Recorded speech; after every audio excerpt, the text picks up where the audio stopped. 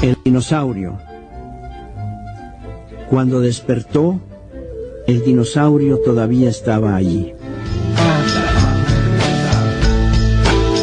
Bienvenidos amigos a Radio Uruguay 1050M, bienvenidos a La Máquina de Pensar. Comenzamos este humilde programa con ese cuento magistral de Augusto Monterroso, que es cortito como patada de chancho o como pata de olla. Cuando despertó el dinosaurio estaba ahí, es uno de los cuentos angulares de la minificción. Le estamos dedicando esta semana al primer encuentro de literatura breve y nuevas tecnologías, un encuentro que tuvo ahí el viernes 2 en la Torre de las Telecomunicaciones. Conversamos, creo que por primera vez en Uruguay, a nivel, académico, a nivel de reflexión, sobre la minificción y sobre las nuevas tecnologías. Ustedes ya saben, está en marcha Te Cuento Qué.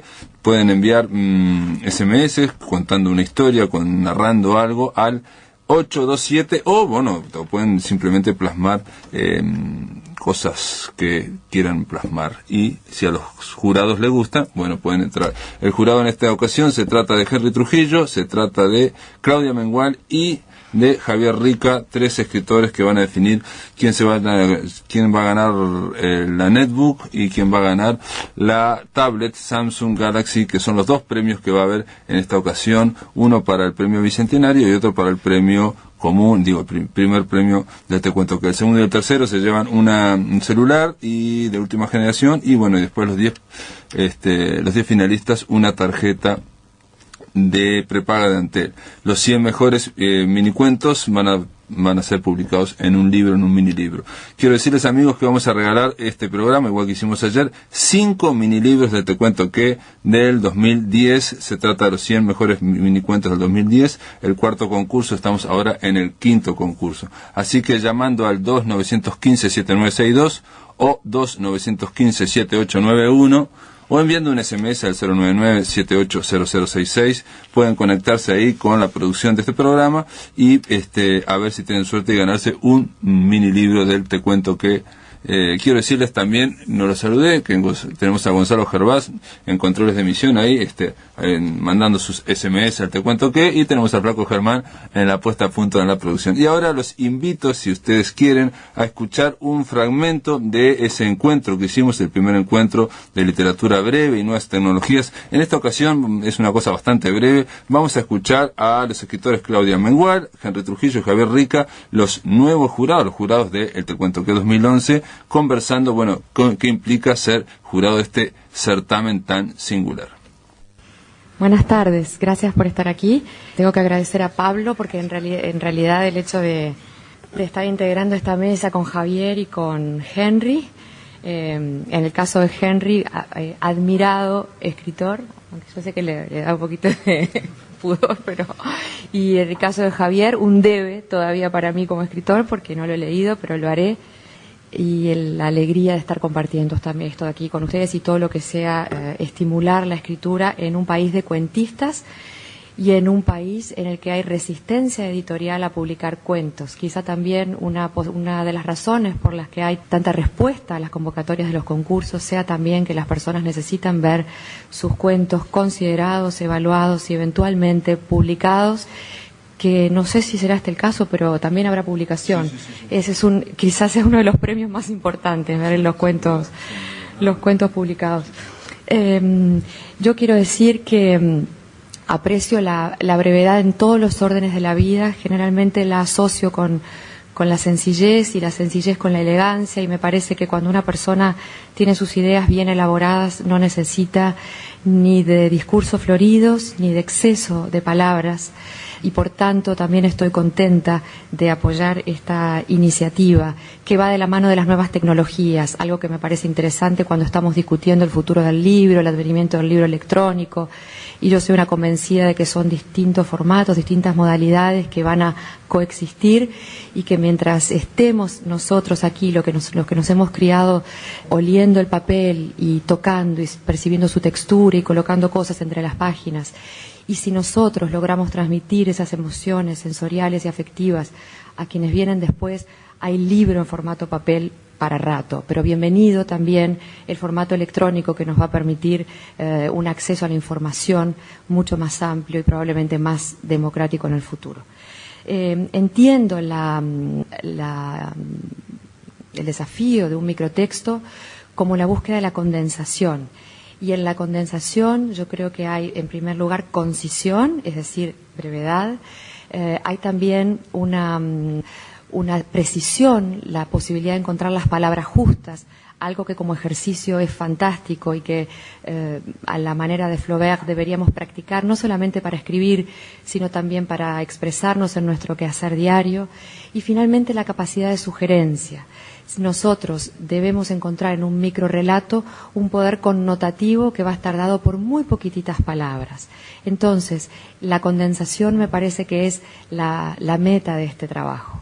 Estoy un poquito a la expectativa porque he participado como miembro de muchos jurados, pero nunca con esta modalidad. No sé realmente cómo es este trabajo, lo aprenderé junto a que va muy bien, así que aquí está el desafío aceptado y va a ser una alegría encontrarnos dentro de poco tiempo para dar los ganadores. Muchas gracias. Yo seré más breve aún. Obviamente que el primer llamador a esto es la democratización que logra esta clase de certámenes, o sea, que 20.000 personas puedan participar. Eso es realmente una motivación y un orgullo sentirse parte de esto, y bueno, y veremos a ver cómo podemos acompañar, como bien dijo Claudia, con un proceso de aprendizaje, por lo menos de parte mía. Mis libros rondan el 1.000.000 de caracteres, mis últimas entregas periodísticas son de 20.000 caracteres, o sea que yo estoy bastante lejos de la condensación, y por lo tanto lo voy a tomar como un desafío, como una responsabilidad. Y bueno, y por suerte, cuando me enteré que Henry y Claudia formaban parte de este jurado, como una tranquilidad. Y realmente yo lo voy a enfocar, debido a lo advenedizo que soy en este tema, más como un atento lector. O sea, yo considero que el microcuento es realmente, o el relato, o estos 160 caracteres, lo voy a considerar como una obra de arte, lo voy a considerar como un hecho estético, y lo voy a ver como un atento lector, y voy a básicamente jurar en base a eso, y le dejaré la responsabilidad del análisis del tiempo, de los cambios de tiempo, de los cambios verbales, a estos dos connotados escritores uruguayos. Muchas gracias por todo. El honor acá de compartir la actividad con Claudia, con Javier. Javier me acaba de tirar con la tarea de distinguir los tiempos verbales y todas esas cosas. No entiendo nada. Yo solamente escribo. Y de hecho, para mí participar en este jurado implicaba cierta extrañeza, o una extrañeza doble. Primero porque yo soy un escritor fracasado de microcuentos. Yo participé de los dos primeros concursos de cuento que, y ni siquiera salí mencionado. Y releyendo después los microcuentos que había enviado, creo que con total razón. Así que me rendí y nunca más escribí nada. Yo me acuerdo cuando era joven escribía poemas, pero como no sabía mucho de rima ni de métrica, lo que hacía era cortar la página del cuaderno a la mitad y escribía poemas de 5 centímetros, o sea, cuando llegaba a 5 centímetros. Y claro, yo decía, pero son poemas. Bueno, después algunos amigos que son poetas en serio me dijeron, no, dedícate a la narrativa. Y bueno, me pasa lo mismo que Javier, no logro contar nada que no tenga alguna cantidad de páginas respetable. Y por eso mismo la admiración a esa capacidad de concisión. Entonces, el hecho de ser un escritor de microcuentos fracasado es la primera extrañeza. Yo no debería estar acá, pero bueno, ya que estamos, intentaré hacerlo lo mejor. Pero la segunda extrañeza es por algo que ellos han referenciado y me gustaría comentar medio al pasar. Yo tengo 46 años, nací en Mercedes y viví mi niñez en plena dictadura. Este mundo que se nos ha desenvuelto ahora con sus redes informáticas, sus redes sociales por internet, todo eso para mí es absolutamente extraño. Yo participo en algunos grupos de discusión malamente, me escribo correos, uso la máquina de la computadora como instrumento de trabajo, pero esa cuestión de participar en esas círculos, intercambios que a veces no se sabe bien para qué, bueno, es algo que no solamente es desconocido, sino que directamente no lo entiendo. O sea, no entiendo qué hace la gente en Facebook, por ejemplo. Me han dicho de hacer una página en Facebook y digo, ¿para qué? Y bueno, me dicen, no, pero entonces conversás, hablás a veces, y yo no quiero hablar con nadie, más bien me quedo acá. Bueno, y sin embargo, eso me genera cierta extrañeza. Y el hecho de participar en un concurso que es tan atípico para lo literario, porque se da un intercambio por un medio electrónico nuevo, me hace recordar que quizás esto tenga algo que ver con las nuevas modalidades de la narrativa en esta época, que no sé cuáles serán, pero supongo que algo tiene que ver. Yo recuerdo que tengo para mí que la narrativa, en definitiva, si bien se puede especializar como una actividad académica, puede ser estudiada, puede ser analizada, puede ser desarrollada profesionalmente, la narrativa es el vínculo humano mismo en su entraña. Es decir, cuando somos seres humanos es porque narramos. Yo siempre digo que aprendí a contar escuchando a mi abuela y a mis tías y a mi madre reunidas los domingos de tardes en Mercedes, sacándole las tripas a los vecinos. Bueno, esos relatos que ya nacían realmente formaban su forma de estar en el mundo, su forma de existir. Ser es ser relatado y relatar. Y me parece entonces que esta cuestión de relatar a través de estos medios nuevos, como son los blogs, los textos, los correos electrónicos, estos fenómenos nuevos de las novelas en blog, que no he leído ninguna, pero me han dicho que están muy buenas. Bueno, para mí eso es absolutamente desconocido, y por ese lado fue también que me interesó participar en esto, a ver si aprendo algo. En el aire de Radio Uruguay, La Máquina de Pensar.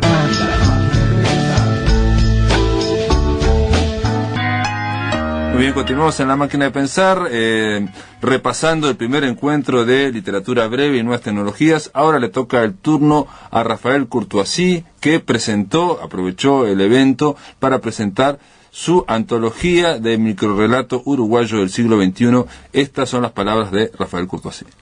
Bueno, buenas tardes. Agradezco mucho a todos ustedes y especialmente me dejaron acá como una especie de Cristo, pero agradezco a Soledad y a Ricardo. No quiero decirle profesor, porque una vez en una mesa redonda, a la tercera vez que a una de las personas que estaba, no era una mesa redonda, era un panel de presentación de una revista académica arbitrada, a la tercera vez que le dije profesor, el profesor se levantó, golpeó la mesa y me dice, no me digas, entonces Ricardo y Soledad a secas. Para hablar de micro hay que ser extensísimo, en mi caso, no tengo otro modo, pero voy a tratar de resumir algunas cosas, evidentemente aprovechando además la muy lúcida aproximación y los planteos que hicieron en una envidiable brevedad Soledad y Ricardo Pallares, Soledad Platero y Ricardo Pallares. Va a salir en octubre, está anunciado para octubre, una antología uruguaya de microrrelatos del siglo XXI, preparada por mí, por quien les habla, por Rafael Courtoisí, no tienen por qué conocerme. Una antología de microrrelatos del siglo XXI. Estamos en el 2011. Ustedes preguntarán, ¿qué son niñitos de 10, 9? Como me han preguntado una vez, hice una muestra de poesía uruguaya del siglo XXI hace mucho tiempo. Me dijeron, pero es muy pronto, dice, son niños muy chicos. En general, cuando uno hace una antología abarcando un siglo, bueno, hay una serie de implícitos y convenciones, o evidentemente la literatura de un continente, de un país, o cierto tipo de producción no empieza en 1900 y termina en el 2000, o en 1901 y termina en 1999 o en 2001. Son convenciones y en ese sentido es admirable lo que ha hecho la poeta, crítica y profesora colombiana en una muy reciente antología de poesía latinoamericana que acaba de publicar Norma, donde ella no seguía por la convención secular, sino que empieza 1870 y llega hasta 1990. Toma un periodo muy amplio, pero en fin, vamos a lo nuestro. La antología de microrrelatos uruguayos del siglo XXI, lo primero que hay que aclarar siempre, porque hay cierta tendencia, a veces comunicacional y de algún modo demagógica, de pensar que las antologías del siglo XXI, como el siglo están haciendo, son antologías de jóvenes, o de gente joven que está publicando ahora. Lo que es joven en ese caso es el microrrelato, y voy a hacer una inevitable precisión. ¿Es joven en qué sentido? Hace 20 años o 30 años o tal vez más, que de algún modo el tema del microrrelato, a un nivel académico, a un nivel de ubicación epistémica, a un nivel disciplinar, cuando digo académico no me refiero a la Academia de la Lengua, me refiero al sistema que representan las universidades con sus estudios de literatura, estudios humanísticos, o como se les da en llamar últimamente en muchos lugares, cultural studies, estudios culturales. Ese nivel de reconocimiento a lo menor como algo posiblemente mayor, es decir, digno de estudio, es decir, tomar ese objeto como digno de estudio. Vamos a empezar por ahí, más allá de que sea muy bueno, muy malo, pésimo, excelente. Pero la idea de hacer entrar en ese sistema académico, en ese plano disciplinar, el objeto microtexto, y ahora voy a hacer una serie de disquisiciones, es una idea muy reciente. Y que en realidad en Salamanca hubo un congreso importantísimo, estamos hablando de que ya sabemos todos, lo que Natura no da, Salamanca no presta, pero en este caso nos ha prestado una serie de aproximaciones, como un congreso al que asistí en México, como un congreso al que asistí en Estados Unidos, de los muchos que ha habido a este nivel académico.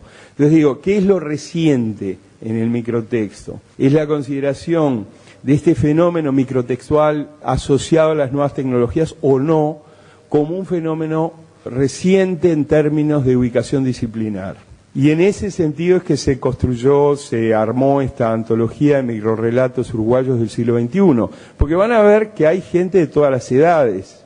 Hay autores que están incluidos en esa antología de relatos, microrrelatos uruguayos, que anda más allá de los 70, y hay gente que, bueno, que no tiene edad, porque como muy bien decía Roberto de las Carreras, las mujeres y los poetas no tenemos edad. Hay nombres que quiero mencionar, algunos están hoy presentes, pero hay otros que no, como un Manuel Eirea, que viene trabajando en microrrelato desde antes de que terminara el siglo pasado, el siglo XX, y que de algún modo ahora es un escritor edito y lo ha trabajado en forma militante, digamos.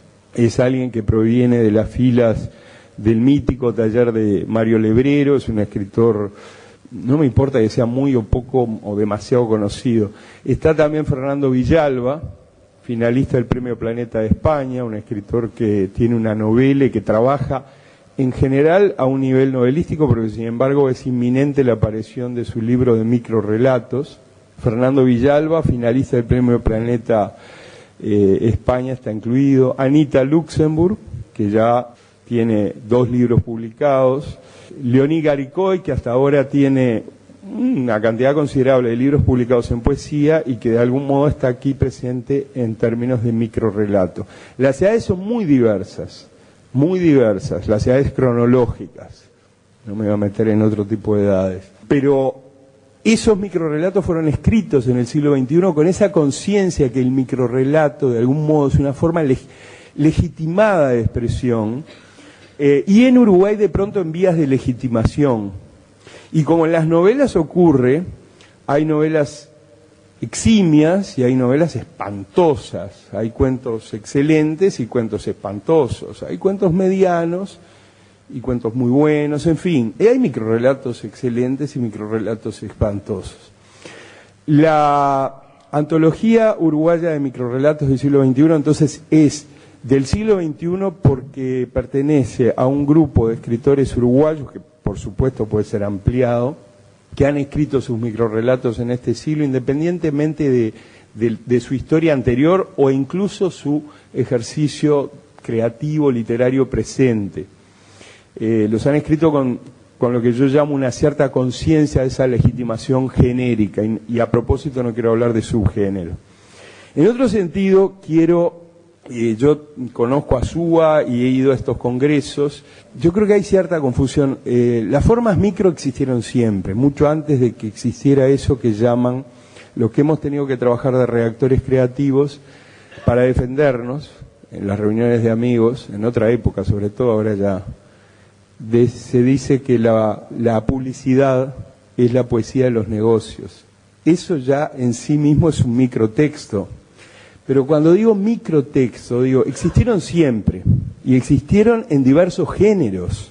Creo que hay una cierta confusión, por ejemplo, cuando se habla de microrrelato, micronarrativa, y entonces se pone todo lo micro bajo ese gran paraguas. Entonces ahí habría que hablar de microtextos o microliteratura. Después hacer una segunda disquisición. Si hablamos de ficción en un sentido amplísimo, como un artificio cultural, textual, sí, entonces todo es microficción, todo lo pequeño.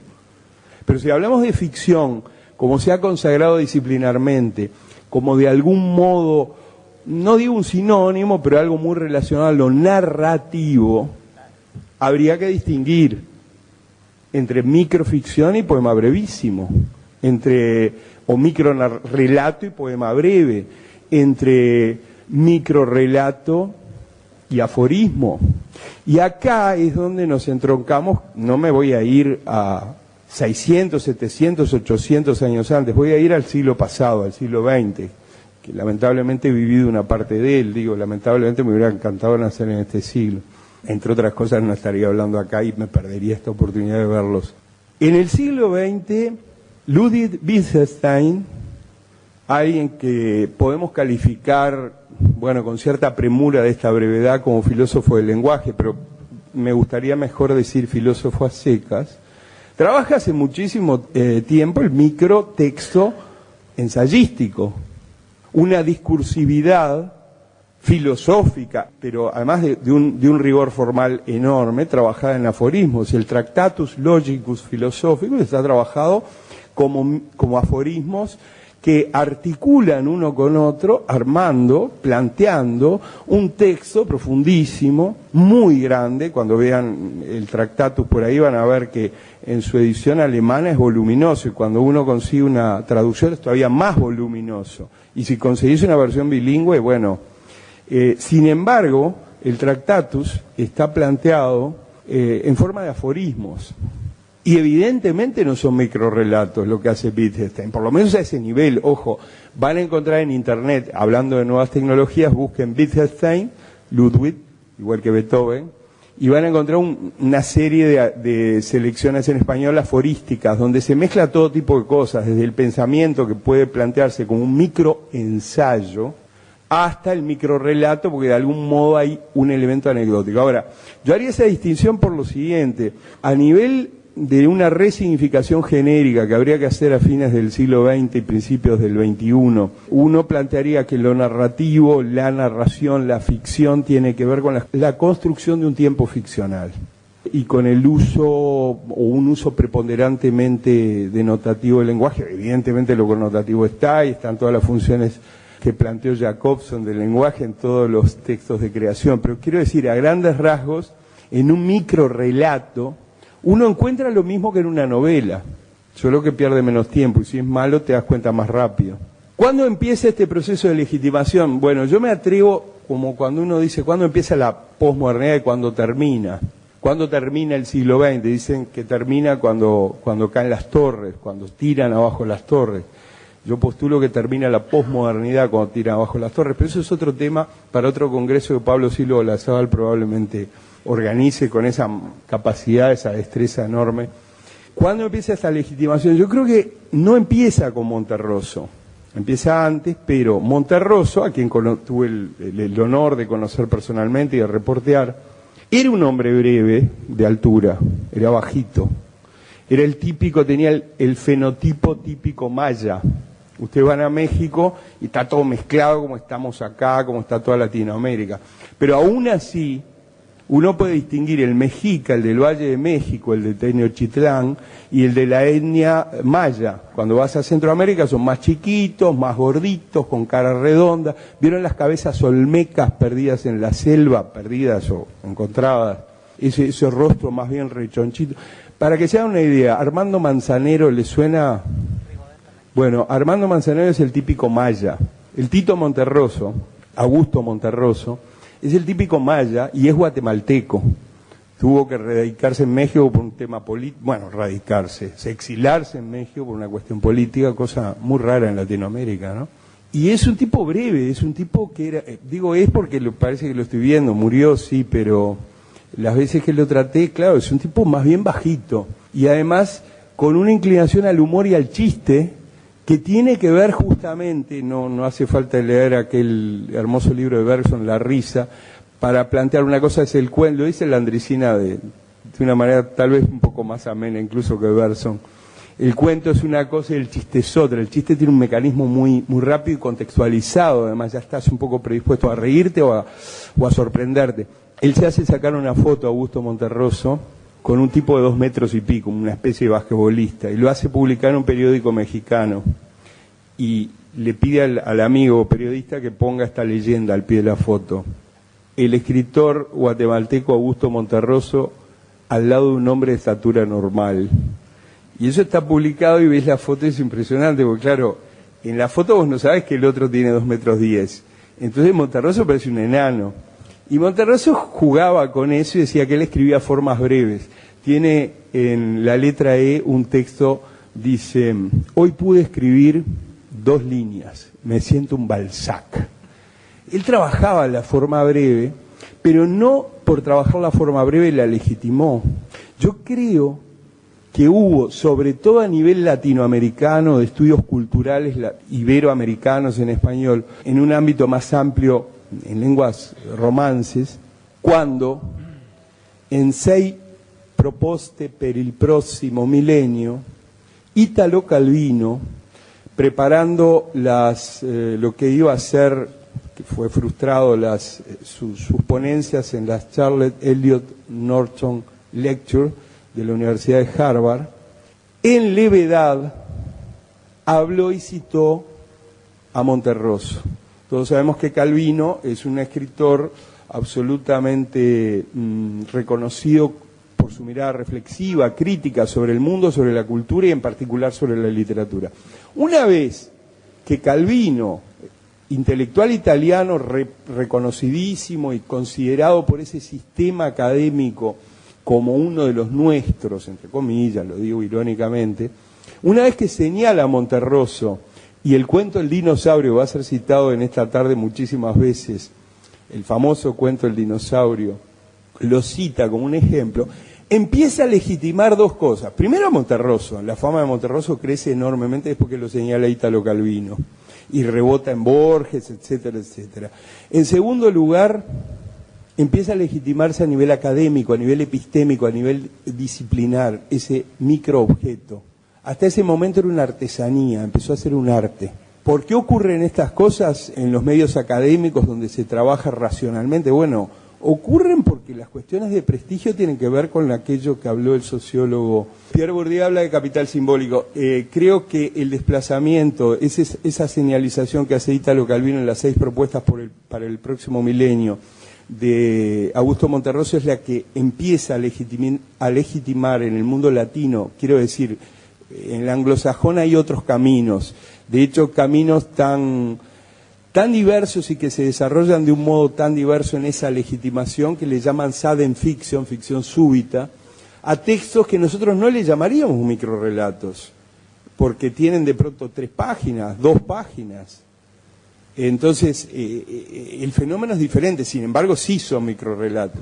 Cité a Wittgenstein porque me parece clarísimo el tema aforístico. No es tan claro en la poesía, pero claramente que la poesía también está legitimada en lo que llamaríamos micropoemas o microtextos poéticos. Pero, insisto, tampoco es nuevo. Pablo Neruda, el autor del Canto General, de las Odas Elementales, en Extravagario, un libro que de algún modo quiere mostrar que él también puede hacer lo que hace Nicanor Parra, la antipoesía, o sea, Neruda es tan grande que puede también ser Parra. En Extravagario tiene un texto que se llama Punto, y dice, son 2 líneas, es un díptico, fíjense que los dípticos existen en literatura desde muchísimo tiempo atrás, o sea, no es un invento, lo que es nuevo es la legitimación académica, epistémica. Dice en Punto Neruda, no hay espacio más ancho que el dolor, no hay universo como aquel que sangra. Ese es el poema, es yo creo, un gran, pequeño poema. Está también lo de Juan Ramón Jiménez que dice de Neruda, es un gran mal poeta, pero eso es otra cosa. Eso también es una microcrítica con mucho humor, o sea, siempre tiene que ver con los mecanismos conductuales que provocan el chiste. Cuando Juan Ramón Jiménez dice de Neruda es un gran mal poeta, está trabajando la microcrítica. Yo no puedo decir ahí el microensayo literario. Entonces tenemos dentro de los microtextos, desde el tradicional ensayo en forma breve, brevísima, pero que articula de una forma mayor con Ludwig Wittgenstein, por nombrar uno de tantos, o tenemos el microensayo que está oculto bajo forma de poemas. Piensen en el argentino Antonio Porquia, o piensen en el también argentino discípulo de Porquia, mucho más conocido, de poesía vertical, a quien tuve el gusto de conocer y tener cierta amistad, Roberto Juarros. Porquia escribía, Antonio Porquia, poemas, entre comillas, de 1 o 2 líneas, que muchos de ellos, teniendo la edición que acaba de hacer pretextos, acaba de hacer, que decía, hace 2 años en España, es una edición de 600 páginas, pero cada uno de esos micropoemas, en el fondo yo los leo como microensayos de tipo filosófico y con cierta fractalidad, que es otro fenómeno que quiero mencionar en la tarde de hoy. Me estoy yendo del tiempo. Fíjense este texto de Porquia, para dar un ejemplo, que es poesía, es ensayo, en fin, estoy seguro que no es relato. A veces de noche enciendo una luz para no ver. Inevitablemente requiere una recepción activa, requiere una colaboración del lector, y no en el sentido de, digamos, hacer el camino que la elipsis me ahorró, o deshacerlo o imaginarlo, sino ir por otro lado, reflexionar. Entonces, en ese sentido, el texto de Porquia es claramente más un ensayo que un poema, pero tampoco me importa diferenciar tanto entre una cosa y otra. Sí me importa decir que en el famoso El dinosaurio, cuando despertó el dinosaurio, todavía estaba allí, de Augusto Tito Monterroso, están todos los elementos de un relato. Estaba ahí una línea de tiempo, hay un antes y un después, hay personajes, hay una inminencia que el lector cierra con final abierto, pero claramente hay una línea de tiempo, hay una construcción de tiempo ficcional, cosa que si comparamos el texto de Neruda, ¿dónde está el tiempo ficcional en el texto de Neruda? No hay espacio más ancho que el dolor, no hay universo como aquel que sangra. ¿Dónde está el tiempo? ¿Dónde están los personajes?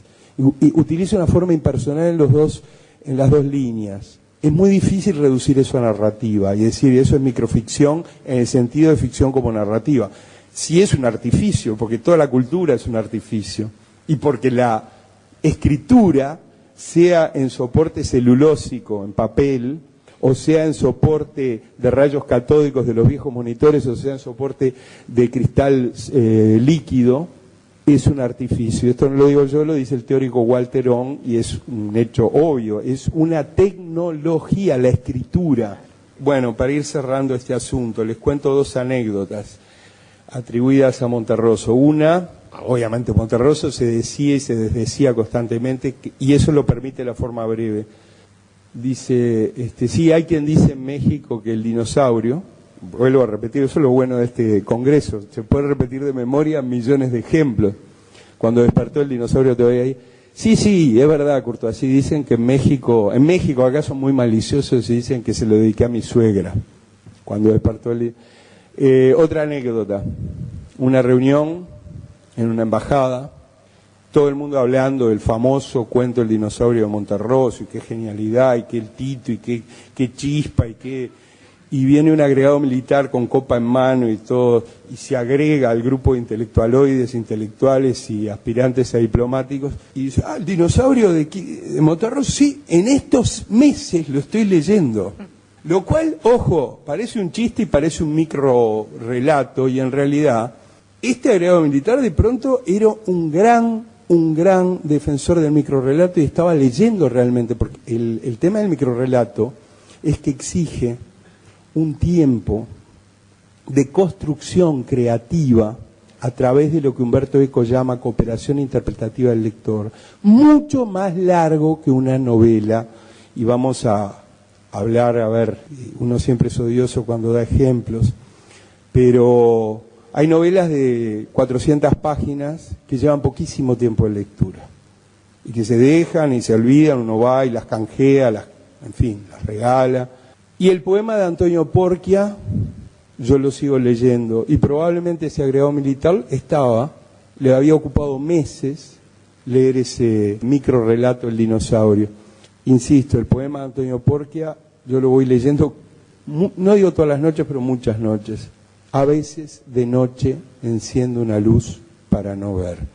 Les reitero, amigos, que estamos regalando mini libros de Te Cuento Qué, los 100 mejores mini cuentos del 2010 están aquí en este mini libro llamado ¿Cuántas historias entran en un SMS? Llaman aquí a los teléfonos de la radio y bueno, pueden conseguir los últimos que quedan al 2915-7962 y al 2915-7891. Lo bueno que tienen los encuentros, los congresos, en este caso el primer encuentro de literatura breve y nuevas tecnologías, es que la gente, el público puede preguntar, y bueno, uno que está escuchando también es gente, y esto es lo que se preguntó. Veo que en la mesa plantearon, y sobre todo Rafael planteó algo que es una discusión que viene de hace mucho tiempo, el tema de que en los microtextos, en la minificción, o digamos en esa literatura, mini literatura, puedan converger distintos géneros, pero que la poesía quedaría de un lado, el micropoema, y la minificción, la microficción quedaría del otro, por lo que yo entiendo, puede ser por una cuestión de nombre. Si fuera de nombre, es que no todo puede ser llamado minificción, o si es porque hay una diferencia, digamos, sustancial entre la poesía por un lado y el ensayo, la narrativa por el otro. Yo creo que en los microtextos la condensación tiene algo de poético, y creo que es un espacio de convergencia, de hibridez. Pero puede sostenerse que no. De hecho, hay gente que dice, no, los micropoemas van por un lado y la minificción, o sea, ensayo y narrativa, va por el otro. Y lo que pasa es que al ir a los ejemplos empieza a saltar esas cosas. Digo, el propio Rafael, cuando hablaba de Porquia, ahí empieza a decir, bueno, ¿eso es poema o es un poco ensayístico? En el Te Cuento Qué, en el primer Te Cuento Qué, hubo un mini cuento, un SMS, que no fue el que ganó el primer premio, pero que a mí me sorprendió por la hondura que tiene, y es un cuento narrativo, pero tiene una hondura ensayística impresionante, y dice así: las cosas son como son, y no como deben ser, dijo Judas mirando levemente hacia arriba. Esto es una cuestión narrativa, pero obviamente todo aquel que sepa el contexto en que está dando esto y de dónde está referido y cómo lo está pensando este hombre, bueno, yo creo que tiene una hondura que puede haber una biblioteca para desarrollar solamente este mini texto. Y no nos cuesta pensar en los mini textos como narrativos y a la vez ensayísticos, encarnando reflexiones. Pero yo creo que a nivel de poesía pasa lo mismo. Creo que lo que dijo Sonia Otero, hoy el ejemplo de Machado, hoy es siempre todavía, o voy más allá todavía. Si tomamos una poesía de Machado, yo creo que puede ser narrativa y puede ser ensayística y puede ser poesía. Si decimos caminante, no hay camino, se hace camino al andar, y no decimos más nada, también. Pero no sé, yo te tiro la pregunta porque si es un problema de nombre, porque habría que buscar otro nombre para englobar todo, o es un problema, digamos, más, no sé si, no voy a hablar de esencias, pero digamos, por un lado estaría la poesía y por otro lado la no poesía. Yo diría inicialmente que hablamos de lo ficcional aludiendo a la creación verbal. Por debajo de ello podemos hablar de lo narrativo, de lo poético, de lo ensayístico y de los entrecruzamientos o las hibridaciones genéricas o las tipologías que pudiéramos reconocer o crear. Pero lo ficcional, en el sentido de creación verbal, de invención verbal, es lo que caracteriza a todos estos fenómenos comunicativos con propósito, además de la comunicación, cosa que no señalamos hoy, pero con el propósito de agregar un valor a esa creación, y un valor relativo a lo estético, ¿verdad? En ese sentido. En respuesta a lo que decía ella cuando citaba el verso de Machado e incluso el fragmento ese que citabas vos de Machado. En primer lugar, creo que uno no hace un juicio de valor cuando pone algo del lado del relato y algo del lado de lo poético. Evidentemente la poesía ha tendido cada vez más a lo narrante, así como se da lo opuesto, también la prosa se vuelve más poética. Yo diría, si hubiera alguna necesidad de hacer esas distinciones ahora, que cualquiera de esos dos ejemplos de Machado no entrarían, creo, en lo narrante. Creo que cuando Machado dice hoy es siempre todavía, está más cerca del aforismo o de la sentencia, o de la expresión, digamos, de una idea, y no en el sentido que solemos entender un relato en el que tiene que haber por lo menos un cambio de tiempo, un cambio en la temporalidad, una acción. En el dinosaurio, por ejemplo, hay solo 2 verbos conjugados, pero están conjugados en distinto tiempo. Cuando se despertó, que está en pretérito, el dinosaurio todavía estaba allí, que está en copretérito, en la terminología de Bello. Es decir, tiene que haber ese movimiento en el tiempo para que haya un relato. Y si no, no hay una narración. Puede haber una descripción, puede haber una imagen poética, puede haber muchas cosas, pero para que haya un fenómeno narrativo tiene que haber ese movimiento mínimo en el tiempo. Pero hablo del verbo. Es solamente presente. Es decir, que no se produce para que haya una acción se tiene que haber movido el verbo. Que es mini, no cabe duda, y que puede haber muchos tipos de textos breves, todos dentro de lo ficcional. Dejemos fuera muchas otras cosas que también pueden ser breves, ¿verdad? Pero para que haya un relato tiene que haber esa secuencia verbal, entiendo. Ahora, también creo que no sé si es tan importante determinarlo ahora, y lo dejo a Rafael. La verdad creo que no es tan importante, pero a la hora de la hora, como dicen en México, cuando uno pone etiquetas, es un movimiento clasificatorio por un lado, y también si las hace tan amplias que es un vale todo, hay razones didácticas, hay razones de ordenamiento, no sé, no quiero plantear, hay esencias, entonces esto es esencialmente narrativo, esto es esencialmente reflexivo. No, fíjense, yo extraigo de Onetti muchos micropoemas, de Juan Carlos Onetti, de sus obras, o sea, funciona. Pero el poema del Cid, que es una novela, a esta altura leída desde el siglo XXI, Martín Antolín es el burgalés cumplido, está definiendo un personaje. Con Busco iremos mio Cid, por yermos y por poblados, otro personaje planteándole la fidelidad, y además claramente se establece una línea de tiempo. Pero cuando dice, apriesa cantan los gallos y quieren crevar albores, de algún modo uno siente que ahí la novela del Cid, obviamente es el poema del Cid, se aproxima, se apriesa, cantan a lo poético. No me importa destrozar la obra y decir acá está lo poético, acá está, como hacían no quiero ir contra los estructuralistas, pero según la definición de la unidad narrativa de Roland Barthes, como decían entonces trataban de buscar la unidad que había definido Barthes, y Barthes, como todos, nos confundimos mucho, pero además, no creo que sea una cuestión de esencia, si el profe en ese sentido, y Soledad creo que lo han planteado. Onetti tiene, justamente en un paratexto, en una dedicatoria, tiene algo que es inclasificable y que en sí es un microtexto que se podría analizar, dice Paradoli, ese ignorado perro de la dicha. Y te activa, primero te direcciona, te plantea un horizonte de expectativas totalmente distinto del texto. Cuando terminás de leer el texto, volvés a esa dedicatoria, pero la dedicatoria en sí a esta altura de algún modo podría tener una percepción diferente, en fin.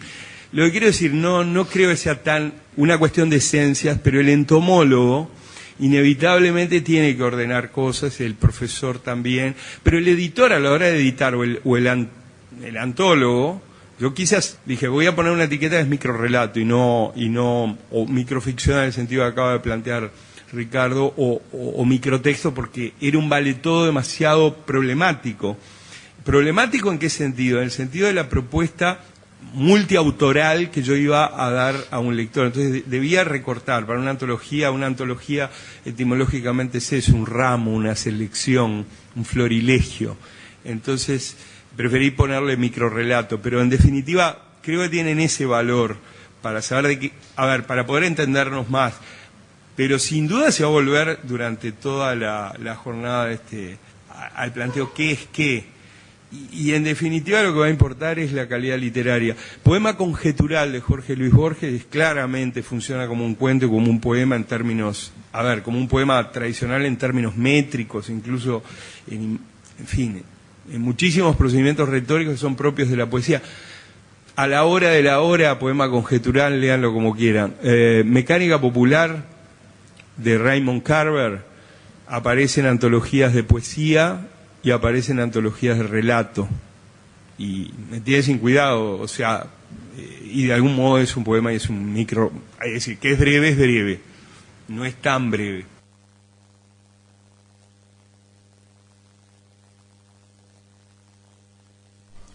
Muy bien, estábamos escuchando estas preguntas, estas charlas que se dieron después de la primera mesa de debate que fue protagonizada por Rafael Courtoisí, Ricardo Pallares y Soledad Platero. Bueno, se generó ahí un diálogo, unas preguntas. Esto tiene que ver con el tema de la microficción, la minificción, que es inagotable, y ciertamente un encuentro no iba a agotarlo, no era la idea, simplemente era tirar por primera vez, poner una piedra para ver, como dicen los arquitectos, para ver si se construye, si se piensa, si se le da grosor crítico, espesor crítico a esto que es la minificción, que tiene muy buena salud en Uruguay, pero que todavía no había sido pensado o reflexionado por los escritores, por los académicos, por los pensadores. Gente, quiero decirles que llegaron unos libros a la máquina de pensar, que todavía quedan un par de mini libros de Te Cuento Qué por regalar. Si llaman por teléfono ahora, quedan unos minutos antes de terminar el programa.